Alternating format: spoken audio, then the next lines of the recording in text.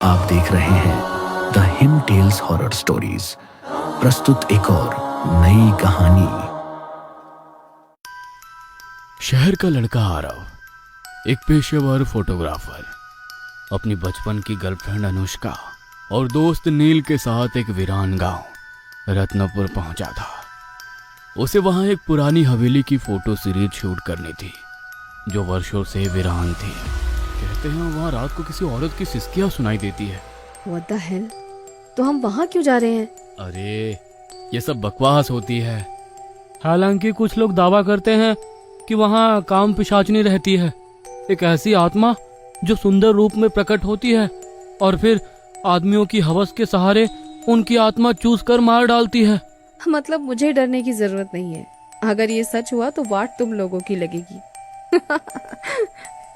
वाह वाह, कितनी खुश हो रही है ये सुनकर। हाँ क्यों नहीं, तुम्हें ही मरने का शौक चढ़ा है जो यहाँ आए हो शूट करने। अरे भाई, तूने वो कहावत सुनी है, जिस हवेली में हुस्न नजर आए वहाँ हड्डियां जरूर बिछी होंगी। ओह ब्रो, तू भी ना एक लड़की के नाम से डर रहा है। अबे ये सिर्फ बातें हैं बातें, और तेरा नाड़ा इतना ढीला है क्या कि एक भूतनी के सामने खुल जाएगा। लेकिन फिर भी अनुष्का को रात में वहां जाना ठीक नहीं लग रहा था। इस पर आरव कहता है, डोंट वरी बेबी, मैं हूं ना। शाम के 6 बजे वो तीनों हवेली पहुंचे। जर्जर दरवाजा, चारों तरफ इतना जाला कि आगे बढ़ना मुश्किल और बिल्कुल घोप अंधेरा। लेकिन जैसे ही आरव ने पहला कदम अंदर रखा, उसे एक खुशबू आई, बेहद मीठी, जैसे किसी औरत के गीले बालों की।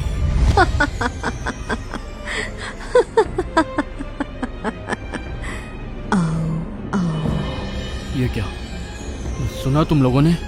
क्या जैसे कोई लड़की हंसी हो? वापस चले क्या? नहीं, शायद मेरा वहम होगा। चलो शूट की तैयारी शुरू करें।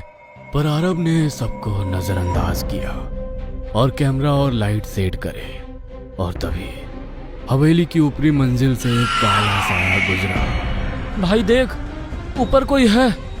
अबे ये प्रोजेक्शन हो सकता है या कोई लाइट शैडो।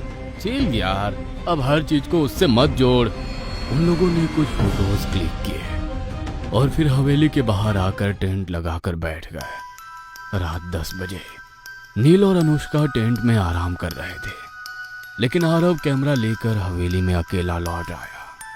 ये आरव अंदर वापस क्यों जा रहा है? शायद कोई इक्विपमेंट भूल गया होगा। उधर आरव को हवेली में एक लड़की मिली, कामिनी। सांवला रंग, गीले बाल, लाल चुनरी, आंखों में कुछ ऐसा जो सीधा मन के भीतर उतरता था।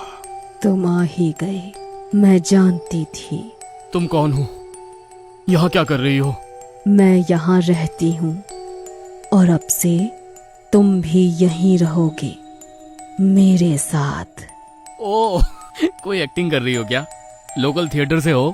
नाटक नहीं करती मैं, नरक दिखाती हूँ। मतलब मैं जानती हूँ तुम अपनी प्रेमिका से संतुष्ट नहीं हो। आओ मैं तुम्हें बताती हूँ प्यार क्या होता है। मेरी आंखों में देखो। आरव को 1 सेकंड के लिए उसकी आंखों में सुर्ख आग दिखी। उसका बदन ठंडा पड़ गया, लेकिन मन फिर भी खींचता चला गया।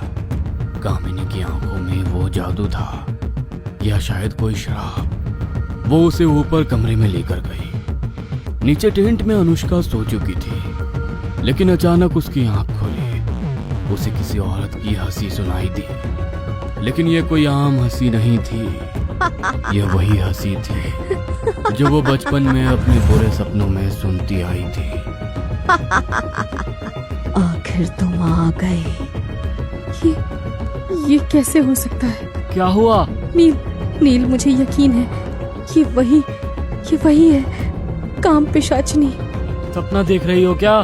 तुमने वो आवाज नहीं सुनी क्या? अरे शिट, हम लोग सो गए और आरव अभी भी ऊपर है। इतने में ऊपर से आरव की चीख सुनाई दी, बचाओ, कोई है, बचाओ। नीचे टेंट में अनुष्का और नील के पैरों तले जमीन खिसक गई थी। मैंने कहा था उससे यहाँ मत आओ, खास तौर पर रात में ना जाना अंदर, लेकिन नहीं माना। अब क्या करें, ऊपर चलें क्या? नहीं, मुझे खुद जाना होगा क्योंकि मैं उसे जानती हूँ बहुत पहले से। उधर आरव हवेली के अंदर एक बिस्तर पर पड़ा था, आंखें लाल। सामने खड़ी थी कामिनी, या यूं कहे कि काम पिशाचिनी। अब उसका चेहरा मासूम नहीं बल्कि भयानक था। उसकी गर्दन टेढ़ी, आंखें अंधेरे में जलती हुई और बाल हवा में लहरा रहे थे। जानते हो आरव, मर्द जब किसी औरत को सिर्फ उसके शरीर से देखता है तो वो खुद को शिकार बना लेता है। तो कौन है? मैं वो औरत हूँ जिसे हवस की आग में जला दिया गया था, जिसकी चीखें कभी रुकती नहीं। मैं काम पिशाचनी हूँ और तू मेरा 100वां शिकार। कामिनी की आंखें धीरे धीरे लाल से काली होने लगी और उसके पीछे दीवार पर बने आईने में आरव ने देखा। उसके शरीर से एक एक करके धुएं जैसी परछाइयां निकल रही थी, जैसे उसकी आत्मा खींची जा रही हो। आरव, आरव! तभी नील भी भागते भागते उसके पीछे आ गया। हम इसे नहीं रोक सकते, वो पिशाचनी है, इंसान नहीं। उसे मैं ही रोक सकती हूँ। नील कुछ कहता इससे पहले अनुष्का की आंखों से लाल रोशनी फूटी। तू कौन है? मैं भी एक काम पिशाचनी हूँ। बरसों पहले आरव ने अनजाने में मेरा आवाहन किया था। मैं तभी से उसके साथ हूँ। वो तब मात्र 15 साल का था और उस समय से मैं उसकी प्रेमिका बनकर रही हूँ। मैं तो तुम्हें इंसान समझता था। आरव के साथ रहते रहते मैं भी खुद को इंसान समझने लगी थी, लेकिन आज शायद वो दिन आ गया है जब मुझे अपना असली रूप सामने लाना पड़ेगा। मुझे अपने आरव को दूसरे काम पिशाचनी से बचाना पड़ेगा। उधर कमरे में कामिनी आरव को मारने की तैयारी कर चुकी थी। कोई आखिरी ख्वाहिश मेरे लाल? जल्दी बता, उसके बाद तेरे दोस्त नील को भी मौत के घाट उतारना है। नहीं, ऐसा ना करो, कोई मुझे बचाओ। मैं तो तुम्हारे साथ कुछ भी करना नहीं चाहता था, बस सम्मोहित हो गया था। झूठ, मुझे दिखता है हर दिल का सच। तेरी आंखों में सिर्फ हवस है। तभी अनुष्का कमरे में घुसती है। उसके हाथ में अब काले धागे से बंधा लोहे का त्रिशूल होता है। तुम लोग और अनुष्का क्या कर रही हो? तुम लोग इसे नहीं बचा सकते। कामिनी, बहुत हो गया, आज तेरा अंत होगा। तू क्या करेगी? आधी औरत, आधी शैतान, ना इधर की ना उधर की। मैं क्या हूँ उससे फर्क नहीं पड़ता, लेकिन मैं आरव से प्यार करती हूँ और उसे बचा कर रहूंगी। गद्दार कहीं की, पहले तुझे ही खत्म कर देती हूँ। कमरे में तांत्रिक युद्ध शुरू होता है। कामिनी हवा में उड़ती है, उसके चित्कार से खिड़कियां फटने लगती है। अनुष्का मंत्र पढ़ती है, त्रिशूल से उस पर वार करती है। कामिनी के शरीर से भूत छायाएं निकलती हैं और एक एक कर चिल्लाकर जलने लगती है। जैसे ही अनुष्का कामिनी को मारती है, कामिनी जमीन पर गिरती है और बुदबुदाती है। मैंने सिर्फ उन्हीं को मारा जिन्होंने औरतों के जिस्म से खेला। तेरा आरव भी ऐसा ही है और तू काम पिशाचनी होकर एक इंसान का साथ दे रही है। पछताएगी, पछताएगी तू। ये कहते कहते कामिनी भस्म हो जाती है। हवेली शांत हो जाती है। सब खत्म हो गया है ना? हाँ, अब सब ठीक है, चलो यहाँ से। वो लोग शहर आ गए। 3 दिन बाद एक शाम नील ने आरव से कहा, आरव, तुझे तो याद भी नहीं होगा लेकिन क्या? अनुष्का वो इंसान नहीं है, वो भी एक काम पिशाचनी है जिसे तूने खुद बुलाया था 15 साल की उम्र में। तभी से वो तेरे साथ है, तेरी गर्लफ्रेंड बनकर। वो शायद तुझसे प्यार भी करती हो, पर है तो वो काम पिशाचनी ही ना। क्या भरोसा। आरव के होश उड़ गए।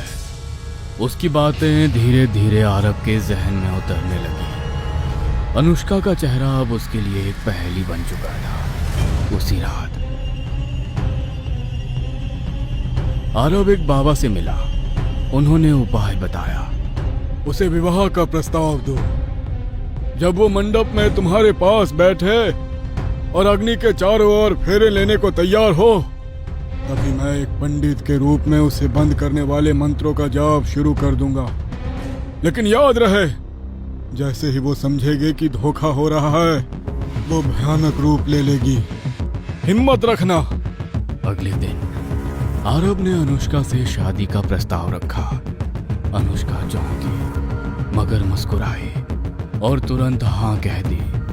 उसी रात एक मंदिर में मंडप सजाया गया। बाबा एक पंडित बनकर बैठे थे और नील पास ही खड़ा था। ओम मंगलम भगवान विष्णु। माफ करना अनुष्का। शादी शुरू हुई।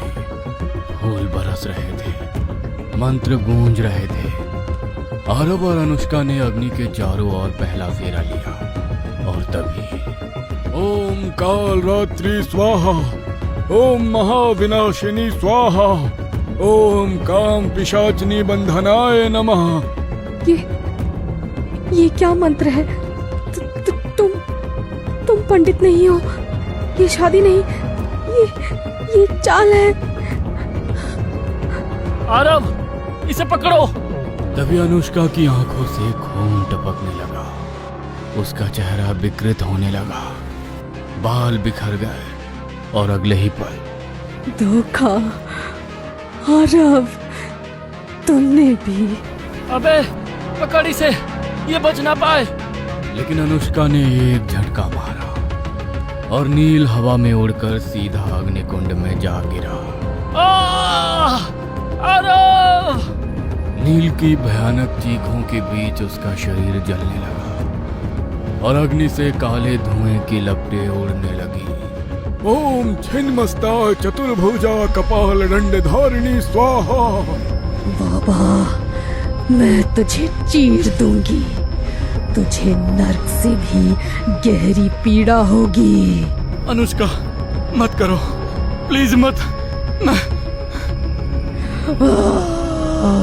तुम्हें नहीं मार सकती आरव, क्योंकि मैं तुमसे प्यार करती हूँ। पर ये बाबा। उसके आंसू पहली बार इंसान जैसे हुए, पर उसका शरीर अब भी दहक रहा था। आखिर बाबा ने उसे मंत्रों से बांध लिया। अब समय है। एक काम पिशाचनी प्यार कर सकती है, वफादार हो सकती है, लेकिन इंसान कभी वफादार नहीं होता। मैंने गलती कर दी आरव, एक इंसान से प्यार करके। फिर अग्नि भड़क उठी। अनुष्का की देह एक पल में राख में बदल गई। हवाओं में उसकी चीखें गूंजी और फिर सब शांत हो गया। आरव की आंखों से आंसू बह रहे थे, पछतावे से भरे हुए। वो जानता था उसने एक राक्षसी को नहीं, एक प्रेमिका को खो दिया था।